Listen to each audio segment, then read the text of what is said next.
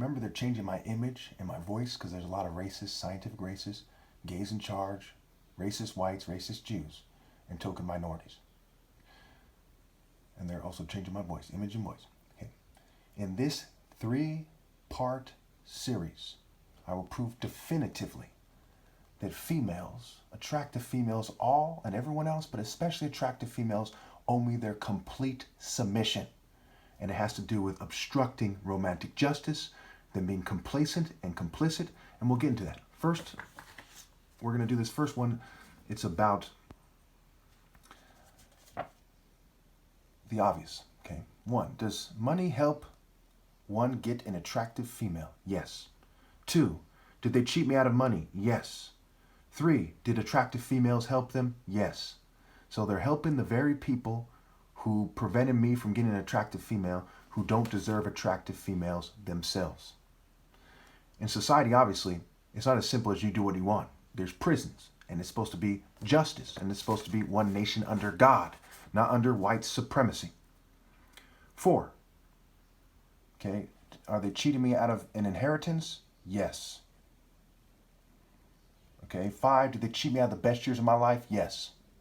6, did they obstruct justice? Are they refusing to come together and admit that and rally to me and admit that immediately? Because I'm going to be 41 this year. Okay, immediately. Yes, God is love. Families are supposed to be built on love. One cannot downplay the importance of love. Now imagine you're the only person in human history with a logical argument as to why you're the top martial artist ever possible. It's pretty straightforward. How many movies are about heroes and single combat and so on and so forth? It's open and shut. The problem here is simple. They are white identity extremists, and they force everyone to the best of their ability to be the same, to be token minorities, to be thugs who are there to make white people seem superior and to embrace their unfair identity. They accept the boundaries of what it means to be white according to pure evil people. Okay? Pure evil people define what it means to be white, and they accept the boundaries. The corporate state, the social controllers, what have you. Obviously, they have an invisible packet of unearned assets. Okay? It wasn't their character that gave them wealth. They assassinated Martin Luther King, persecuted the Black Panthers. They persecute actual leaders, especially if they're of a different race. They don't have a single white person in popular culture who is a noble or worthy person. Not a single one. Just exaggerations. George Washington, slave owning piece of trash. Okay? King Richard, exaggeration. On and on. Exaggeration, manifest destiny, spear of destiny, garbage. We see with Hitler and Stalin and Nero countless examples of its white culture to embrace, right? Remember, white culture is the greater grouping.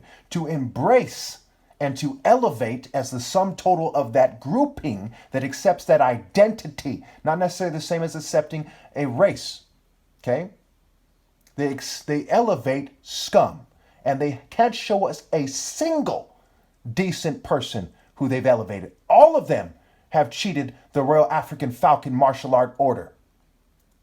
Even a child can tell you that just because you're European in Europe, let's say Superman was black, just because you're a European in Europe doesn't mean that you are right to cheat Superman out of his rightful place. So if you do that, you're a piece of shit. Your own Bible says God is not a God of disorder. He's not the author of disorder, but of peace with God. There's no peace for the wicked.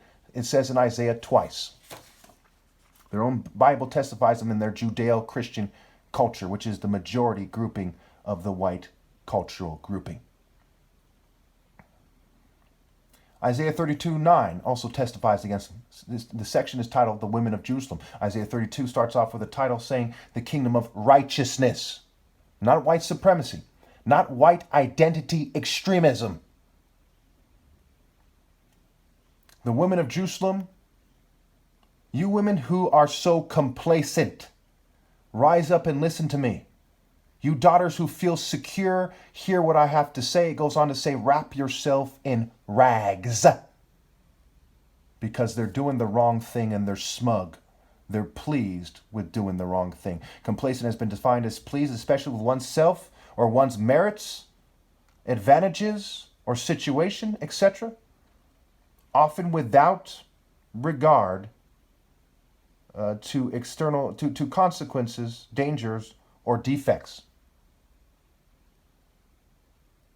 Kind of paraphrasing the last part, without regard, without care for the consequences. Okay, so they're smug. And they have an invisible package of unearned assets. The opium trade, to help so many elitists get rich, is not a well-earned asset. The money that came from that, the old money from that, the old money from slavery is not a well-earned asset. Stealing the land from the Native Americans and breaking your treaties with them is not a validly earned asset. It's not an asset that you earn in a valid way. So they have an invisible package of unearned assets. Now let's look at the groups in college. That's going to be in high school, and of course college frats, they're similar. You know, people basically don't grow out of these groups. You have the populars, the jocks, okay? You have the emos, you have the anime manga crowd, you have the good-ats, right? And the floaters, which people float from one group to another, and so on and so forth. Notice, according to the Chicago Tribune, the 12 groups that are identified are all Western culture themed, or they derive their culture from Western culture, like cartoons. The first to put cartoons in movies, if I'm not mistaken, on TV, on the screen, was white people. So anime is a response, is derived from white culture. So it doesn't have to be labeled a white British boarding school Roman Catholic institution and the accompanying jocks for you to understand that the cultures they have identified are white cultures. The cultures they have allowed to the point where they're common and identified are trickle-down white culture. They're whitewashed, their whiteness. Okay? Now, listen very carefully. For those of you who are confused, he's going on and on about the white man. Listen carefully so you don't get confused. Once you define white as cheating me out of my right to lead, all who accept that label are pieces of fucking shit. I am the essence of moral precision. Are you doing what I'm doing right now, or am I? While you're behind the scenes pretending to be the good guy. Think about it. I, and not the white, the Jew, or the LGBT community, in the pinnacle of masculinity, morality, romantic prowess, mental, spiritual prowess, etc. I am the wise son of God. Everyone else is a rebel.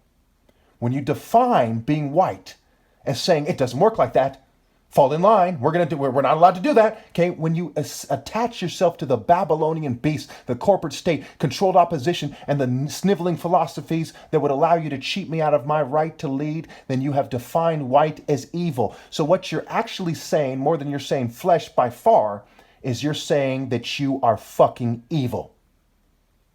That's what you're saying. And when we look at the word whites, it's an anagram for Y Set, who in Egypt is the deity of the principles of evil first and foremost. Confusion, storms, organized rape, you name it. He's known for sexual immorality. He's known for the rape of Isis, what have you. Okay? Evil. So that about covers part one.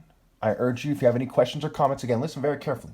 If you do not present a viable counterargument, when I have 32 days so far recorded, I'm about to finish the 32nd day at the end of this day, okay, of you harassing me in large groups, I will consider it as you have conceded my point that you are evil and that your offspring are evil. If you make a wordplay argument in the comments or some bullshit fucking argument that is not based in logic, I will consider it that you have resorted to cheating because you concede my point, and you know that every time you have children, or anyone else on this planet has children, that they know they're going straight to fucking hell, and you despise your offspring, and that's the only reason you do that. All that is being said. Do you have a valuable counterargument from that? No, it couldn't possibly exist.